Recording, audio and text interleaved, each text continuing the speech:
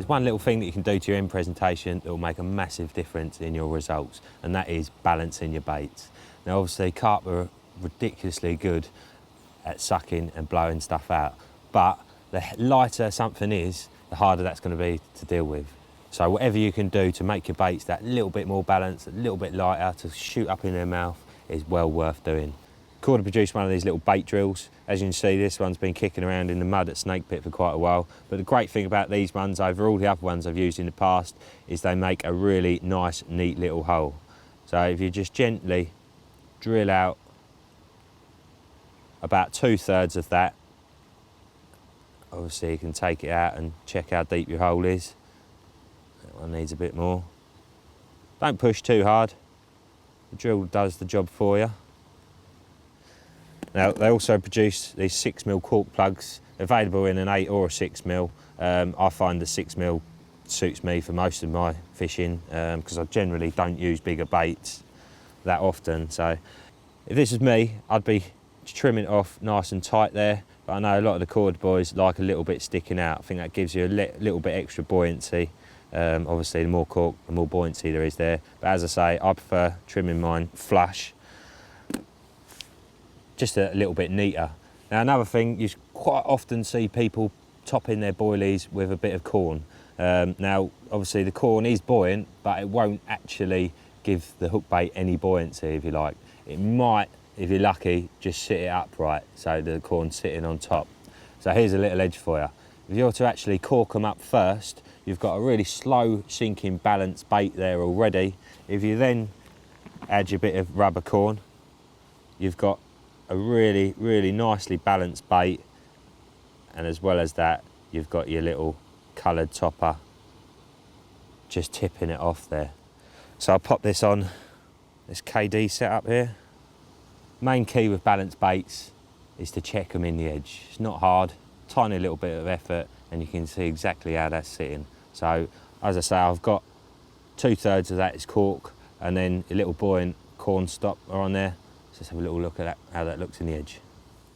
So I'll just drop that in the edge there, and as you can see, that is how I love to have it, to be honest with you. The curve of the hook is just sitting against the bottom. You can just see, as soon as that goes into a fish's mouth, the hook point is in perfectly the right position. Looks ideal. Now obviously on that last one, it was actually sort of slightly popped up off the bottom, but in other situations you might just want to get your hook bait to match your freebies as much as possible. So as a result, you really only need to take the weight off the hook off of that. So if you just drill out half the bait and use a smaller section of cork, and that gives you a nice slow sinking bait that obviously will act the same as the freebie sitting around it.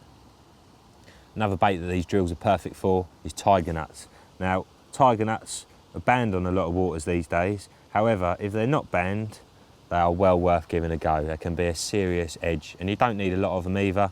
Well, one of my favourite presentations with them is just to use a couple balanced, literally 3 or 4 in a bag, and a little PVA bag of salty hemp so that it doesn't dissolve the PVA. And you know, just a real neat little pile, little bit of hemp, couple of tigers sitting amongst it, and then a little balanced presentation too. You know, it's something you don't see a lot of people using these days, so if you are allowed to use tigers at your lake, give them a go. So all I'm doing here is I'm drilling out a little bit of each tiger nut, like so, and then I'm going to get myself a little cork plug, just pop that in there, trim off the end, oh, leaving a little bit. Might have left a little bit too much there. And then obviously you've got the other one, which you can just push them together. Little neat double tigers. And pop that on a little rig and see what that looks like in the edge. Just drop that in there, as you can see, just sitting upright. Slightest bit of movement around it and it wants to wobble. I spoke to some guys that done some underwater footage in Holland before, and they said that that was actually an edge, you know, that little bit of movement would almost catch the fish's eye, and as a result they'd grab it. Looking good. As I say, imagine that in a little pile of hemp with a couple of tigers around it. Deadly. Another great little use for this tool is making baits into a pop-up. If you carefully drill right through the bait and then just have a tiny little bit protruding from each side, that will actually pop up off a hook. So as a result, you've got exactly the same matching hook bait as you've got to your freebie, something that does a lot of people's heads in, I know, even myself. Lastly, whilst we're talking about balanced baits, something that I've found to be a massive edge over the years is to fish something really small and light and balanced over your spod mix. Still see it time and time again, people fishing with boilies, 15, 20 mil boilies in amongst a load of spod mix which has got loads of tiny little particles in it.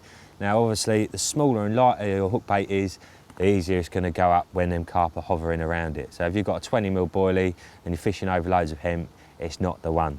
If you've got a single little piece of buoyant corn that's just sitting up off the bottom like so, really, really light, just goes in their mouth, a shortish hook length as well, that's a real sort of important key to fishing over spod mix. Short hook length, little balanced bait, it's a winner.